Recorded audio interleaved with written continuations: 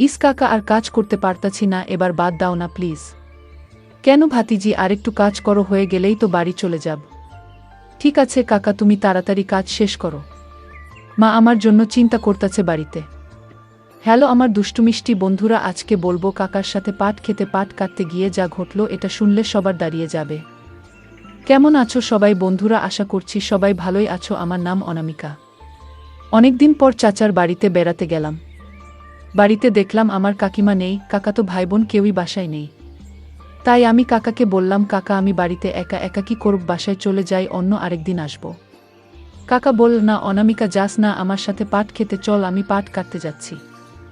আমি পাট কাটবো, তুই বসে বসে দেখবি। এত দূর থেকে আসাতে আমিও রাজি হয়ে গেলাম, তাই আমি বললাম ঠিক আছে কাকা, চলো যাওয়া যাক। বন্ধুরা এখন কাকার পরিচয়টা দিয়ে দেই। আমার কাকা দেখতে খুবই সুন্দর ছিল এবং সাথে আমার কাকা রোমান্টিকও ছিল। আমাকে অনেক রোমান্টিক কথা বলে আমাকে অনেক মজা দিত। কাকা আমাকে এতটা মজা দিত, তার জন্য আমারও কাকাকে অনেক ভালো লাগত। তাহলে গল্পে আসি। পাট খেতে হাঁটতে হাঁটতে চকের অনেক মাঝখানে চলে আসলাম। খেতে আসার পর কাকা বলল আমাকে, তুই এই জায়গায় বস, আমি ক্ষেতের ভিতর থেকে পাট কেটে নিয়ে আসি। আমি বললাম, না কাকা, আমিও তোমার সাথে পাট ক্ষেতের ভিতরে যাব। আর কাকা তুমি আমাকে আজকে হাতে ধরে পাট কাটা শিখিয়ে দিবে। কাকা বল, ঠিক আছে অনামিকা, আমি তোকে হাত ধরে পাট কাটা শিখিয়ে দিব। কাকা আমার হাতের উপরে হাত রেখে কাঁচিটা ধরা শিখালো, বল এভাবে কাঁচিটা ধর। আমি বললাম, কাকা কিভাবে ধরবো, আমি তো ধরতে পারি না, প্রথমবার ধরছি। কাকা আমার হাতের উপর হাত রেখে ভালোভাবে শিখিয়ে দিল, তারপরও আমি একটু একটু করে পাট কাটতে লাগলাম। এটা দেখে কাকা শুধু আমার দিকে তাকিয়ে আছে।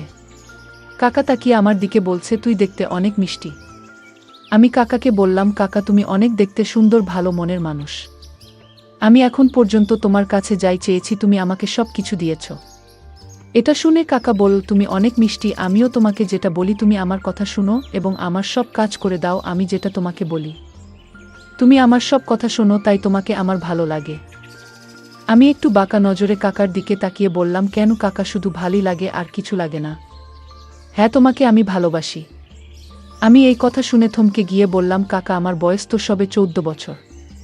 এই বয়সে কিভাবে আমি তোমার সাথে প্রেম করব? কাকা বল, ভয়েস দিয়ে কি কোনোদিন প্রেম হয় নাকি ভাতিজি? আমি বললাম, না কাকা, এসব বাদ দাও, তুমি এখন পাট কাটো। পাট কাটতে এসেছো, পাট কাটো এখন, আর কথা বাড়িও না। ভাতিজি তুমি যদি আমাকে না বল তাহলে আমি কিন্তু পাট কাটবো না, তুমি বলো যে তুমি আমাকে ভালোবাসো। কাকা এসব হয় না। কেন হয় না ভাতিজি? আমার বয়স বেশি, তাই জন্য কি আমি তোমাকে ভালোবাসতে পারবো না? আমি বললাম, ঠিক আছে ভালোবাসতে পারো, কিন্তু মা বাবা যদি জানে তাহলে কি হবে? কাকে বলছে জানবে না? এটা শুনে আমি বললাম, কাকিও তো আমাকে ভালোবাসে, তুমি আমাকে অন্য কিভাবে ভালোবাসবে? আমি বললাম, কাকা এখন পাট ক্ষেত থেকে বের হও। পাট খেতে আমাদের দেখলেও অন্য মানুষরা কি না কি ভাববে। ভাতিজি তুমি যতক্ষণ না বলবে তুমি আমাকে ভালোবাসো, আমি পাট ক্ষেত থেকে বেরোবো না। আজকে থেকে তোমার সাথে আমার কোনো কথা নেই।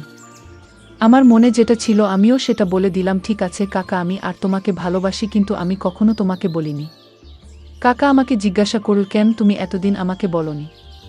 আমি বললাম, আমি তো বলিনি, লজ্জা পেয়ে তুমি আমার থেকে অনেক বড় তাই। কাকা জিজ্ঞাসা করল আমাকে, আমার কি কোনো বয়ফ্রেন্ড আছে নাকি? তখন আমি বললাম, না, আমার শুধু তোমাকে পছন্দ, আর কাউকে না। এটা বলে আমি কাকে বললাম, চলো বাসায় চলে যাক, কাকি তো বাসায় চলে আসবে, আমি তো কাকির সাথে দেখা করতে বেড়াতে এসেছিলাম। তখন কাকা বল, দাঁড়াও, আমার কিছু পাট কাটা বাকি আছে, এই পাটগুলো কেটে তারপর যাব। কাকা আমাকে পাট খেতে পাশে একটা ছোট্ট ঘর আছে সেটা দেখালো, আর বল, ওই ছোট্ট ঘরটাতে পাট কেটে রাখা হয়, তুমি এই ঘরটাতে গিয়ে বসো, আমি পাট কাটা শেষ করে তোমাকে নিয়ে যাব বাসায়। আমি ওই অন্ধকার রুমে গিয়ে ঘুম আসছিল, তাই শুয়ে পড়লাম। কিছু সময় পর আমি ঘুম থেকে উঠে দেখি রুমে কোনো পাট নেই। কাকা কোনো পাট কাটেনি, কাকা আমার পাশেই বসে আছে। আমাকে দেখার পর কাকা দেখলাম উঠে গিয়ে একটা পুকুরে গোসল করতে গেছে। পাট খেতে পাশে ছোট্ট একটা পুকুর ছিল, সেখানে গোসল করছে। আমি জিজ্ঞেস করলাম, কাকা পাট কাটলে না, আর আমার রুমে কি করছিলে পাট না কেটে? আর এখন গোসলি বা কেন করছো? কাকা বল, লুঙ্গি তো অনেক ময়লা লেগে গেছে। আর তুমি বলেছিলে যে আমাকে ভালোবাসো, সে কথাটা ভেবে আমি পাট কাটতে পারিনি, তোমার পাশে বসেছিলাম, এখন গোসল করব। গোসল করে ফ্রেশ হব। এটা শুনে আমি বুঝে গেলাম কাকা পাট না কেটে এখানে বসে কি করছিল। যাক, আমি ঘুমিয়েছিলাম তাই হয়তো কিছু টের পাইনি, সব খেলা কাকা খেলে ফেলেছে। আমি আমার নিচের গর্ততে হাত দিলাম। বুঝতে পারলাম গর্তটা বড় হয়ে গেছে কেন। আমার ঘুমের তাহলে সব হয়ে গেছে, খেলাধুলা শেষ, এখন কাকা গোসল করছে। দূর থেকে দেখলাম কাকি খাবার নিয়ে পাট ক্ষেতের দিকে আসছে। কাকা কাকিকে বলল, আজকে কোনো পাট কাটিনি। অনামিকাকে পাটটা ঘুরে দেখলাম, কিন্তু আমি তো বুঝতে পারছি কাকা দুনিয়ার সবথেকে মজার খেলাটা খেলে ফেলেছে। কাকা, আমি আর কাকি একসাথে বাসার দিকে রওনা দিলাম। এখানেই গল্পটা শেষ হলো। তো বন্ধুরা, কেমন লাগলো গল্পটা? গল্পটা ভালো লাগলে একটা লাইক করে চ্যানেলটাকে সাবস্ক্রাইব করে আমাকে সাপোর্ট করবেন।